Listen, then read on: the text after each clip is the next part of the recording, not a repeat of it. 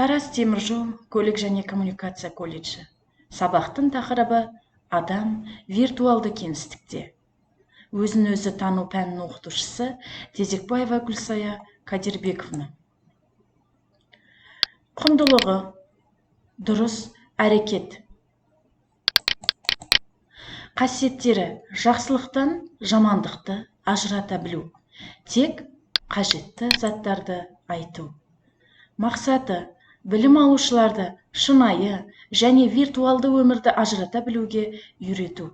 Міндеттері: интернеттің адам өміріндегі маңыздылығын анықтайды, виртуалды байланыспен нақты қарым-қатынастың ерекшеліктерін ашады, байланыстың екі түрін ажыратады. Тыныштық сәті: нұрға бөлену. Ыңғайланып отырыңыздар, денелеріңізді түзу ұстаңыздар. Аяқ қолыңызды айқастырмаңыз. Қолыңызды тізеңізге немесе үстелге қоюға болады. Көздеріңізді жұмуларыңызды өтінемін. Елестетіп көріңіз. Күн нұры сіздің төбеңізден өтіп, кеудеңізге қарай бойлап барады. Кеудеңіздің орта тұсында гүл түйнегі орналасқан. Гүлдің түйнегі нұрдан баяу ашылып келеді. Балығы және таза әсем гүл сіздің әр ойыңызды, әр сезіміңізді, эмоцияңыз бен тілек қалауыңызды шайып, жүрегіңіздің қауызын ашты. Нұр сәулесі сіздің бойыңызға ақырын тарай бастағанын елестетіңіз. Ол біртіндеп күшеюге түсуде. Оймен осы нұрды қолдарыңызға түсіріңіз. Сіздің қолдарыңыз нұрға бөленіп, сәуле шашуда. Қолымыз тек жақсы, ізгі істер істейді және баршаға көмектеседі. Нұр аяқтарыңызға тарады. Аяқтарыңыз нұр сәулесін шашуда. Олар сізді тек жақсылық жасау үшін жақсы жерлерге апарады. Олар нұр мен махаббат құралына айналады. Одан әрі нұр сіздің аузыңызға, тіліңізге тарады. Тіліңіз тек шындықты және жақсы, ізгі сөздерді ғана айтады. Нұрды құлақтарыңызға бағыттаңыз. Құлақтарыңыз тек жақсы сөзбен, әсем әуенді ғана естиді. Нұр көздеріңізге де жетті. Көзіміз тек жақсыға қарап, бәріне жақсылықты көреді. Сіздің басыңыз түгелдей нұрға бөленіп, басыңызға тек ізгі сәулелі ой келеді. Нұр бірте-бірте қарқын және шұғылана бастайды. Сіздің денеңізден шығып, жан жағыңыздан сәуле шашады. Осы нұрды туысқандарыңызға, оқытушыларыңызға, достарыңызға, таныстарыңызға бағыттаңыз. Нұрды уақытша түсініспей, ренжісіп жүрген адамдарға да бағыттаңыз. Олардың да жүрегі нұрға толсын. Осы нұр бүкіл әлемге, барлық адамдарға, жан-жануарларға, өсімдіктерге, барлық тірі жанға таралсын. Ғаламның барлық түпкір-түпкіріне нұр бағыттаңыз. Ойшайтыңыз: мен нұрлымын, нұр менің ішімде, мен нұрмын. Осындай нұр, махаббат және тыныштық күйінде отыра тұрыңыз. Енді осы нұрды жүрегіңізге орналастырыңыз. Нұрға толы бүкіл әлем сіздің жүрегіңізде. Оны осындай әсем қалыпта сақтаңыз. Жаймен көзіңізді ашуға болады. Рахмет.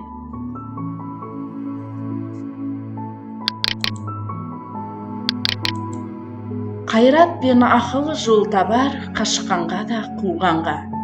Әділет, шапқат кімде бар, сол жарасар туғанға, деп Абай атамыз айтып кеткендей.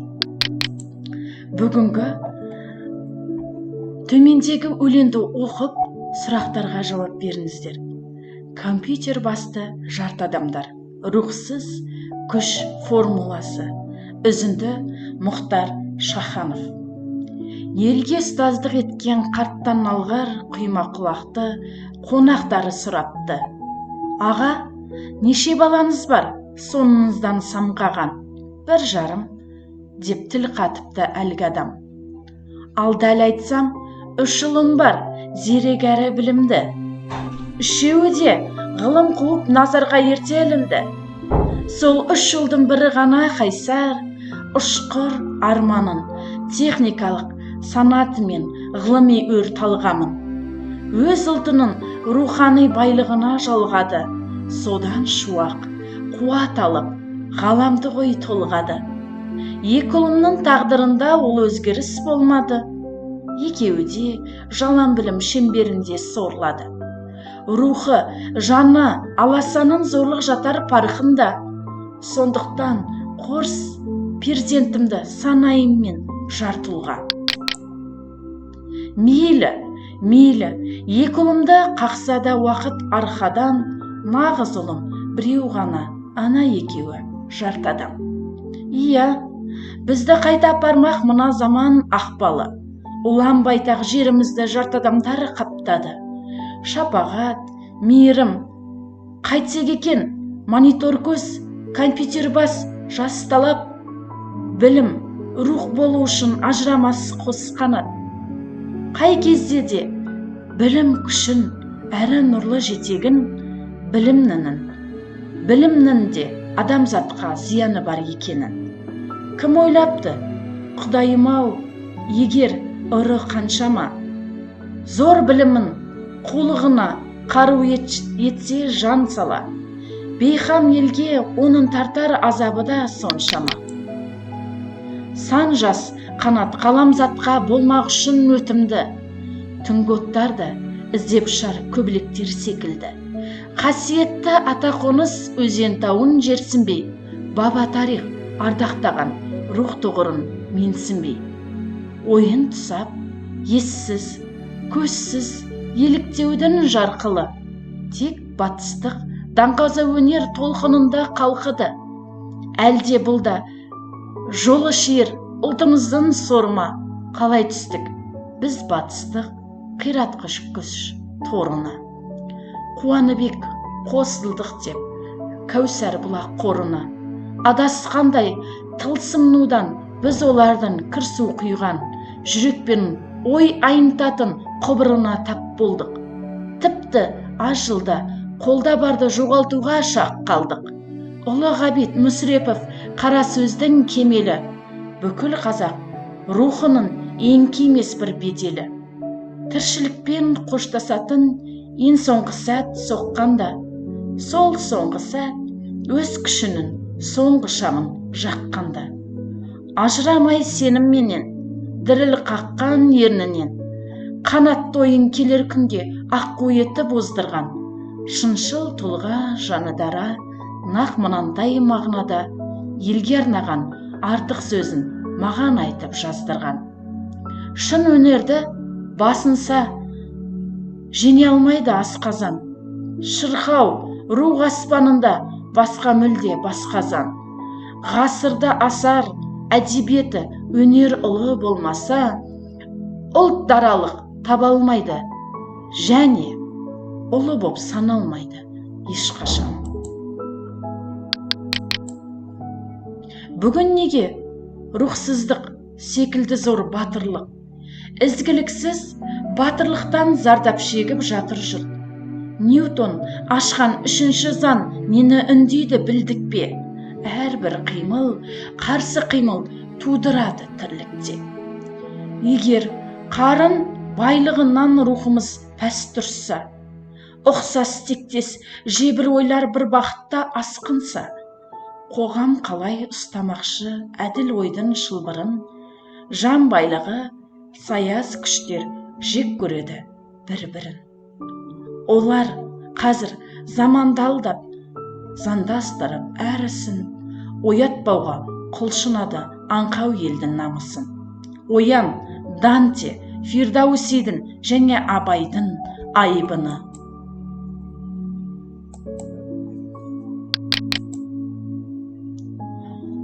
Қарт неліктен 3 жылы бола тұрып 1,5 ұлым бар деді. Қарттың жалан білімді ұлдарын жарты адамға теңеуін себебі неде? Ақын адам қай кезде толық, кемел адам болады дейді. өлеңде айтылған келеңсіз жағдайлардан қалай шығуға болады деп ойлайсыздар? Сіздерге бірінші тапсырма. Компьютердің адам өміріндегі рөлі тақырыбында нақты ақпараттар мен деректерге сүйене отырып зерттеу мақала жазыңыздар. Екінші тапсырма. Ақпарат көздерінен виртуалды өмір мен нақты өмір туралы ақпараттар жинап, өз қорытындыларыңызды жасаңыздар. Ондағы мәселелерді анықтап, шешудің жолдарын тауып, дәптерге жазыңыздар. Үшінші тапсырма. Жағдаяттарды оқып, өз шешімдеріңізбен ой тұжырымдарыңызды айтыңыздар. Жағдаяттардағы мәселелерді анықтап, одан шығудың жолдарын ұсыныңыздар. Бірінші жағдаят. Айжан сабақтан бос кезде аулаға да шықпайды. Сыныптас достармен серуендеуге, кездесіп уақыт өткізуге құлқы жоқ. Анасына оған уақыт жұмсаудан гөрі әлеуметтік желіде достарымен көрген білгендерін әңгімелеп, қажетті ақпараттармен бөлісіп, фото орнатып, лайк басып, пікір білдіріп, селфи жасап отырған әлде қайда дұрыс екенін айтады. Екінші жағдаят. Арман интернет арқылы қарым-қатынаста достарының санын көбейтуге күш салады және соған қуанады. Сыныптас досы ғалымның дос санымен емес, сапасымен, адамгершілігімен құнды деген сөзіне құлақтаспайды. Үшінші жағдаят. Данияр өзінің жанында күнделікті қамқор болып жүрген достарынан гөрі әлеуметтік желідегі достарына көбірек сеніммен қарай бастады. Оның бұл әрекетін аңғарған әкесіне әлеуметтік желілердегі достарының қарым-қатынаста әлеуметтік статусы, материалдық жағдайы, жас ерекшелігі, қайда тұратындығы кедергі келтірмейтінін, өзіне осы жағдайдың ұнайтынын айтты. Келесі жағдаятымыз. Рамазан досы Қайраттың әлеуметтік желідегі парақшасына қарап таң қалады. Ол түр келбетіне қанағаттанбайтынын айтып, өз суреттерін қалағанынша өзгертіп қояды. Немесе өзге біреудің суретін енгізеді. Өзі туралы ақпаратқа шындыққа жанаспайтын жетістіктер туралы қоя салды. Достары да күнде өзгеріп тұрады. Қалаған адаммен тез араласып, тез араларын үзе салу оған қиын емес. Мен досымның әрекеттеріне қарап, оның шынайы өмірден алшақтап бара жатқанын сездім. Енді не істеу керек екенін ойлап бас қатырып отырмын. Бүгінгі сабағымызды бекітетін 4-ші тапсырма. Құрбы-құрдастарыңыздың арасында әлеуметтік желіні не үшін пайдаланам? Және әлеуметтік желідегі ақпараттардың жақсы жаман, дұрыс-бұрыс екенін қалай ажыратам тақырыбында сауалнама жүргізіңіздер. Сауалнама нәтижесі бойынша қорытынды жазыңыздар. Виртуалды бұл онлайн және интернет ұғымына жиі қолданылатын термин. Ғылыми ғажайыпта қолданылатын шынайылықты сездіретін жасанды бұлдыр әлем. Әдетте виртуалдық шындық сөз тіркесінде пайдаланылады. Үй тапсырмасы. Ғаламтор кітапты алмастыра ала ма тақырыбында эссе жазыңыздар. Келесі сабағымызға кездескенше сау саламат болыңыздар.